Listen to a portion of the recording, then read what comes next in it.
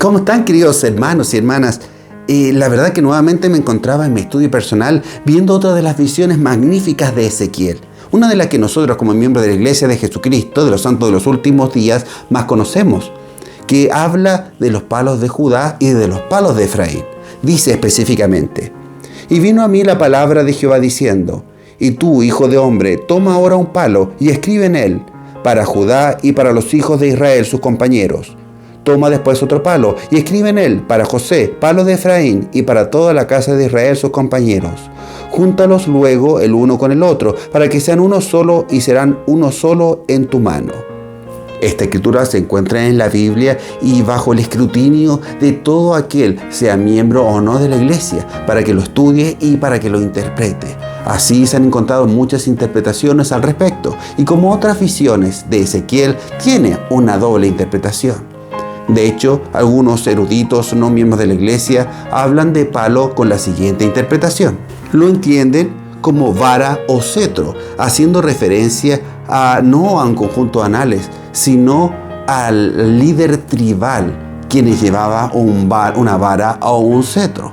Así se juntarían tanto la tribu de Judá como la de Efraín, hablando de Jerusalén e Israel, en conjunto bajo el reinado de nuestro Señor Jesucristo. Eso es lo que decían. Sin embargo, como miembros de la iglesia, nosotros conocemos otra interpretación de palo.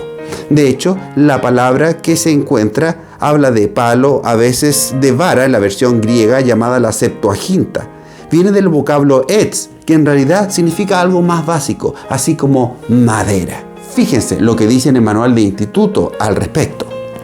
La nación moderna de Irak incluye la mayor parte del territorio de Mesopotamia, antigua tierra de los reinos de Asiria y Babilonia.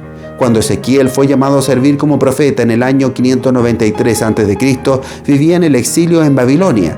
Al recorrer sus calles, seguramente veía al típico escriba haciendo presión con un estilete afilado sobre tablillas de arcilla húmeda, con el fin de hacer complejos escritos conocidos por nosotros con el nombre de cuneiformes, en forma de cuña. Pero hoy día los eruditos saben que había en Mesopotamia otra clase de anales, papiros, pergaminos y tablillas de madera. Aunque solamente las de arcilla han sobrevivido los milenios, los escritores han hecho mención de estos otros escritos en las tablillas de arcilla. Y la verdad que este trabajo ha dado fruto en cuanto a los arqueólogos investigando al respecto. Uno de ellos se llamaba San Nicolo, un arqueólogo. Él descubrió y mencionó que los romanos y los griegos recubrían con cera tablillas de madera con fines de guardar anales en ella.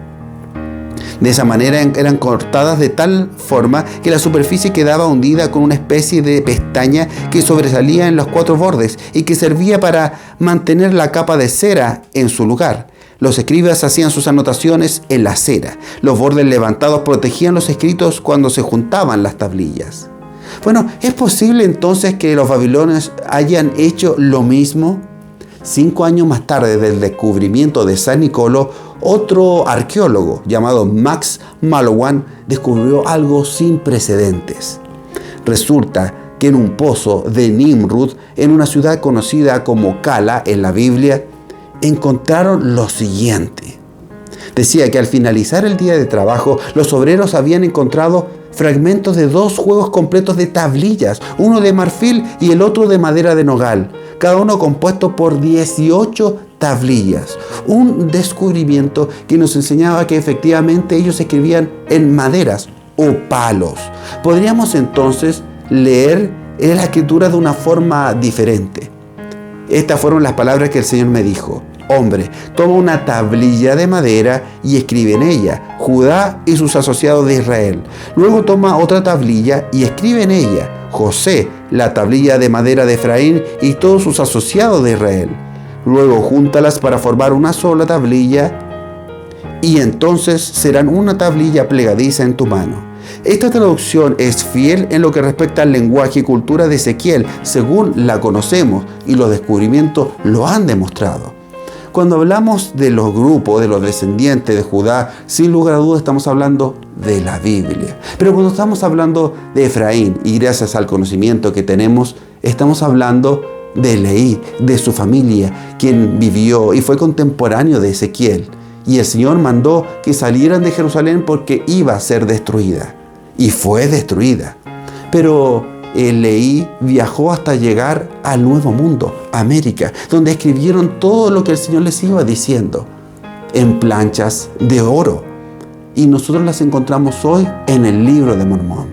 Una cosa interesante de todo esto es que cuando estaban en el desierto se les mandó a que volvieran a Jerusalén para encontrar las planchas de bronce, donde decía que provenían de José, de la tribu de Efraín.